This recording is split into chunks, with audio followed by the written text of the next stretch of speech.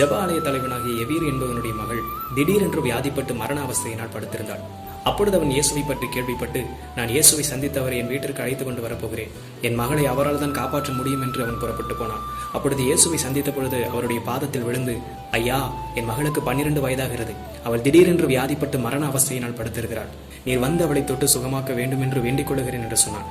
அப்பொழுது இயேசு கிறிஸ்துவினிடத்தில் அவன் பேசிக் கொண்டிருக்கும் பொழுது அவனுடைய வீட்டில் இருந்த ஆட்கள் வந்து, ஐயா, பிள்ளை இறந்து விட்டார், போதகரை வருத்தப்படுத்த வேண்டாம், நாம் போய்விடுவோம் என்று சொன்னார்கள். இயேசு கிறிஸ்து இதை கேட்டவுடனே, எவீருவே, பயப்படாதே, விசுவாசம் உள்ளவனாய் இரு என்று நான் உனக்கு சொல்லுகிறேன் என்றார். அப்பொழுது இயேசு கிறிஸ்து அவனுடைய வீட்டிற்குள் புறப்பட்டு போய் பிள்ளை செத்துவிட்டால் என்று அழுது கொண்டிருக்கிறவர்களை பார்த்து, வெளியே போங்கள் என்று சொன்னார். செத்து கிடந்த பிள்ளையை இயேசு பார்த்து, சிறு பெண்ணை எழுந்தர் என்று உனக்கு நான் சொல்லுகிறேன் என்று சொன்னார்.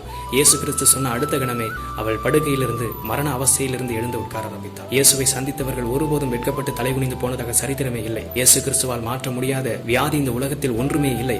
அவர் சொல்ல ஆகும், அவர் கட்டளையிட நிற்கும் என்று வேதம் சொல்கிறது. தேவன் தம்முடைய ஒரே பேரான குமாரனை விசுவாசிக்கிறவன் எவனோ அவன் கெட்டுப்போகாமல் நித்திய ஜீவனை அடையும்படிக்கு அவரை தந்தருளி இவ்வளவாய் உலகத்தில் அன்பு கூர்ந்தார் என்று வேதம் சொல்கிறது. இயேசுவை நம்பி இருக்கிற நீங்களும் நானும் ஒருபோதும் கைவிடப்படுவதில்லை. கர்த்தர் உங்களை ஆசீர்வதிப்பாராக. ஆமென்.